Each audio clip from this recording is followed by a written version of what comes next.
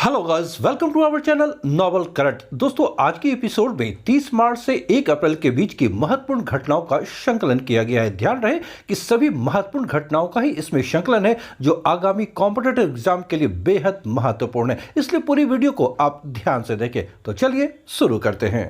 NASA के moon to Mars programme के पहले प्रमुख के रूप में किसे नियुक्त किया गया है? दोस्तों, ये है ऑप्शन बी, अमित क्षत्रिय। भारतीय अमेरिकी सॉफ्टवेयर और रोबोटिक्स इंजीनियर अमित क्षत्रिय को नासा ने अपने नए मून टू मार्स प्रोग्राम के पहले प्रमुख के रूप में नियुक्त किया है। नाम याद रखें, अमित क्षत्रिय। दोस्तों, नासा ने घोषणा की है कि क्षत्रिय तत्काल प्रभाव से नासा के पहले कार्यालय प्रमुख के रूप में कार्य करेंगे। इस मिशन अर्थात मून टू मार्स का उद्देश्य चंद्रमा और मंगल पर एजेंसी अर्थात नासा की मानव अन्वेषण गतिविधियों को अंजाम देना है। दोस्तों, अमित ने 2003 में अंतरिक्ष कार्यक्रम में अपना करियर एक सॉफ्टवेयर और रोबोटिक्स इंजीनियर के रूप में आरंभ किया था और आज वे इस प्रमुख पद पर पहुंच गए हैं। नेशनल मैरीटाइम वीक अर्थात राष्ट्रीय सामुद्रिक सप्ताह कब से आरंभ हो रहा है? आंसर है ऑप्शन बी, 30 मार्च। दोस्तों, ध्यान रहे कि भारत में प्रत्येक वर्ष 5 अप्रैल को नेशनल मैरीटाइम डे राष्ट्रीय समुद्री दिवस मनाया जाता है और इसे ही देखते हुए नेशनल मैरीटाइम वीक की शुरुआत 30 मार्च से हो रही है, यानी राष्ट्रीय सामुद्रिक सप्ताह की शुरुआत 30 मार्च से हो रही है। प्रधानमंत्री नरेंद्र मोदी ने राष्ट्रीय समुद्री सप्ताह की शुरुआत पर कहा है कि यह मैरीटाइम वीक बंदरगाह आधारित विकास और आर्थिक समृद्धि के प्रयासों को मजबूती प्रदान करेगी। यह ध्यान रहे कि नेशनल मैरीटाइम डे अर्थात राष्ट्रीय समुद्री दिवस के महत्व को देखते हुए ही सरकार 30 मार्च 2023 से 5 अप्रैल 2023 तक राष्ट्रीय समुद्री सप्ताह मना रही है। हाल ही में किस राज्य का 100% रेलवे इलेक्ट्रिफिकेशन का कार्य पूरा हुआ है? आंसर है ऑप्शन बी, हरियाणा। हरियाणा में रेलवे इलेक्ट्रिफिकेशन का कार्य 100% पूरा हो चुका है, यानी हरियाणा राज्य के अंतर्गत रेलवे में समस्त रेलवे लाइनों के ऊपर इलेक्ट्रिफिकेशन कार्य किए जा चुके हैं। इस बात की जानकारी रेलवे मंत्री यानी रेलवे मिनिस्टर अश्विनी वैष्णव ने एक ट्वीट के माध्यम से दी है। दोस्तों, इससे पहले उत्तर प्रदेश का भी 100% रेलवे इलेक्ट्रिफिकेशन का कार्य संपन्न हो चुका है, यानी सबसे पहले उत्तर प्रदेश और इसके बाद अब हरियाणा ऐसा दूसरा राज्य है जहां रेलवे का पूरी तरह इलेक्ट्रिफिकेशन किया जा चुका है। यह भी ध्यान रहे कि पंडित दीनदयाल उपाध्याय मंडल जो इंडियन रेलवे का पहला 100% इलेक्ट्रीफाई रेल मंडल भी बना है। SCO अर्थात संघाई कोऑपरेशन ऑर्गेनाइजेशन सदस्य देशों के राष्ट्रीय सुरक्षा सलाहकारों की बैठक किस शहर में आयोजित की गई थी? आंसर है option A, New Delhi. SCO Shanghai cooperation organisation अर्थात शंघाई सहयोग संगठन के सदस्य देशों के राष्ट्रीय सुरक्षा सलाहकारों की बैठक नई दिल्ली में आयोजित की गई थी। दोस्तों, इस बैठक की अध्यक्षता NSO अर्थात national security adviser Ajit Doval ने की थी। इस बैठक में मध्य एशियाई देशों के कई उच्च स्तरीय प्रतिनिधियों ने व्यक्तिगत रूप से भाग लिया था। ये ध्यान रहे कि वर्तमान में SCO यानी शंघाई कोऑपरेशन ऑर्गेनाइजेशन संघाई सहयोग संगठन में शामिल देशों की कुल संख्या 8 है। ये देश है भारत, चीन, रूस, 4 मध्य एशियाई देश, ये हैं कजाकिस्तान, किर्गिस्तान, ताजिकिस्तान और उज्बेकिस्तान तथा पाकिस्तान। ये 8 देश वर्तमान में SCO के स्थायी सदस्य हैं। इस संगठन यानी SCO की स्थापना 2001 में की गई थी। इसका मुख्यालय बीजिंग, चीन में है। यहाँ पर यह ध्यान रहे कि भारत इस वर्ष यानी 2023 में SCO की अध्यक्षता कर रहा है, यानी इस संगठन का अध्यक्ष इस वर्ष 2023 में भारत है। हाल ही में किसे अंतर्राष्ट्रीय मुक्केबाजी संघ IBA इंटरनेशनल बॉक्सिंग एसोसिएशन के उपाध्यक्ष के रूप में चुना गया है? दोस्तों, ये है option C, Ajay Singh. Boxing federation of India BFI के प्रमुख अजय सिंह को अंतर्राष्ट्रीय मुक्केबाजी संघ IBA के उपाध्यक्ष के रूप में चुना गया है। दोस्तों, इसका तात्पर्य यह है कि भारत में मुक्केबाजी संघ के जो प्रमुख हैं वे अजय सिंह हैं। अब उन्हें अंतर्राष्ट्रीय मुक्केबाजी संघ में भी एक महत्वपूर्ण जिम्मेवारी मिली है, उन्हें उपाध्यक्ष के पद पर नियुक्त किया गया है। हाल ही में महिला विश्व चैंपियनशिप के समापन के बाद आयोजित IBA निदेशक मंडल की बैठक के दौरान अजय सिंह की नियुक्ति की पुष्टि की गई थी। दोस्तों, अजय सिंह आईबीए के तीसरे उपाध्यक्ष बनाए गए हैं। इसका तात्पर्य यह है कि अन्य 2 उपाध्यक्ष और हैं।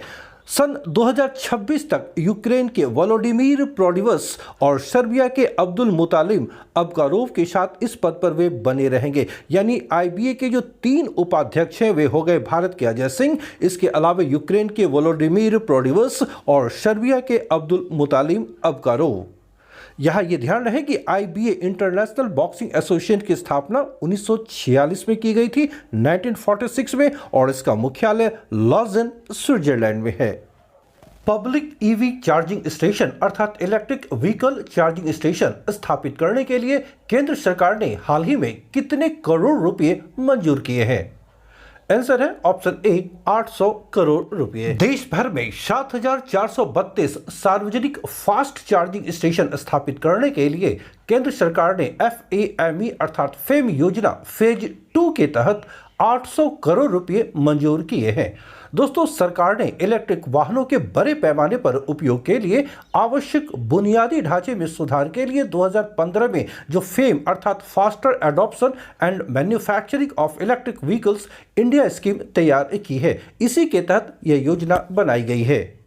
यहाँ ये ध्यान रहे कि यह योजना अर्थात फेम का पहला चरण 1 अप्रैल 2015 से आरंभ होकर 2 साल की अवधि के लिए स्वीकृत किया गया था, किंतु अब इसकी आवश्यकता को देखते हुए इसे लगातार बढ़ाया जा रहा है। हाल ही में जारी पासपोर्ट इंडेक्स पॉइंट्स में भारत की रैंकिंग क्या है? इसका आंसर है ऑप्शन डी 144, 144वां। पासपोर्ट इंडेक्स के नवीनतम अपडेट के अनुसार भारत का मोबिलिटी स्कोर कम हो गया है, जिसके परिणाम स्वरूप इस वर्ष भारत की रैंकिंग में काफी गिरावट दर्ज की गई है। भारत इस वर्ष रैंकिंग में 144वें स्थान पर है। दोस्तों, ये ध्यान रहे कि 2019 में महामारी जो कोविड फैली थी उससे पहले भारत का मोबिलिटी स्कोर 71 था। जी हां, 71, जो 2022 में बढ़कर 73 हो गया था। इस वर्ष 2023 में इसमें और कमी आई है, इस कारण भारत की रैंकिंग इतनी नीचे जा चुकी है। दोस्तों, यहाँ ध्यान रखें कि किसी भी देश की जो रैंकिंग है वो उसके मोबिलिटी स्कोर के आधार पर तय की जाती है। तो इस वर्ष यानी 2023 में रिपोर्ट के अनुसार भारत की मोबिलिटी स्कोर 70 है। इस कारण भारत का जो स्तर यानी जो रैंक है वो 144वां है। भारत के अलावा अन्य एशियाई देशों के रैंकिंग में भी गिरावट आई है। जो कुछ प्रमुख देश जहां रैंकिंग में गिरावट आई है उनमें भारत के अलावा वियतनाम, इंडोनेशिया, चीन और थाईलैंड जैसे देश भी है। तो ये तय कैसे की जाती है? तो ये याद रखें कि पासपोर्ट इंडेक्स आर्टन कैपिटल द्वारा समर्थित एक इंटरैक्टिव पासपोर्ट रैंकिंग टूल है या उपकरण है जो किसी देश के पासपोर्ट की अन्य देशों तक पहुंच पर आधारित है और इसी आधार पर उसकी मोबिलिटी रैंकिंग तय की जाती है। प्रोजेक्ट आकाश तीर के तहत रक्षा मंत्रालय ने किसके साथ एक समझौता किया है? आंसर है option A Bharat Electronics Limited. रक्षा मंत्रालय ने देश की रक्षा क्षमताओं को बढ़ाने के लिए घरेलू उत्पादकों के साथ लगभग 5,400 करोड़ रुपए की कुल लागत के 3 अनुबंधों पर हस्ताक्षर किए हैं। दोस्तों, पहला अनुबंध भारत इलेक्ट्रॉनिक्स लिमिटेड के साथ हस्ताक्षरित किए गए हैं। यह अनुबंध 1982 करोड़ रुपए के स्वचालित वायु रक्षा नियंत्रण और रिपोर्टिंग सिस्टम प्रोजेक्ट आकाश तीर से संबंधित है। यह प्रोजेक्ट भारतीय सेना के वायु रक्षा इकाइयों को एकीकृत तौर पर प्रभावी ढंग से परिचालित करने के लिए है। तो याद रहे कि प्रोजेक्ट आकाश तीर के तहत जो पहला समझौता किया गया है वह भारत इलेक्ट्रॉनिक्स लिमिटेड के साथ की गई है। देश में पहले इंटरनेशनल क्वांटम कम्युनिकेशन कॉन्क्लेव का आयोजन किस शहर में किया गया है? आंसर है ऑप्शन डी नई दिल्ली। नई दिल्ली में पहले इंटरनेशनल क्वांटम कम्युनिकेशन कॉन्क्लेव का आयोजन 27 से 28 मार्च 2023 तक किया गया। दोस्तों, इस अवसर पर केंद्रीय संचार मंत्री अश्विनी वैष्णव ने कहा कि भारत का पहला क्वांटम कंप्यूटिंग आधारित दूरसंचार नेटवर्क लिंक अब राष्ट्र राजधानी में भी आरंभ हो गया है। यह प्रणाली भारत सरकार के दूरसंचार विभाग के तहत एक दूरसंचार प्रौद्योगिकी विकास केंद्र centre for development of telematics अर्थात C-DOT द्वारा विकसित की गई है। क्रिकेट के T20 फॉर्मेट में सर्वाधिक विकेट लेने वाले गेंदबाज कौन बने हैं? आंसर है ऑप्शन ई शाकिब अल हसन। बांग्लादेश के ऑलराउंडर शाकिब अल हसन T20 अर्थात 2020 फॉर्मेट में सर्वाधिक विकेट लेने वाले गेंदबाज बन गए हैं। दोस्तों, साकिब अल हसन के नाम अब 136 जी हां 136 विकेट दर्ज हो गए हैं और साकिब ने यह उपलब्धि आयरलैंड के खिलाफ हासिल की है। साकिब ने सबसे अधिक विकेट के मामले में न्यूजीलैंड के टिम शौदी को पीछे छोड़ दिया है, जिनके नाम 134 विकेट दर्ज हैं। यानी अब पहले स्थान पर शाकिब अल हसन और दूसरे स्थान पर न्यूजीलैंड के टिम शौदी हो गए हैं। दोस्तों, महत्वपूर्ण यह भी है कि ऑलराउंडर शाकिब अल हसन इस समय आईसीसी यानी इंटरनेशनल क्रिकेट काउंसिल रैंकिंग में दुनिया के नंबर 1 ऑलराउंडर भी हैं। दोस्तों, अगर आप यूपीएससी, बीपीएससी या किसी भी अन्य स्टेट पीसीएस परीक्षाओं की तैयारी कर रहे हैं तो करंट अफेयर्स से संबंधित यह चैनल आपके लिए बेहद उपयोगी है।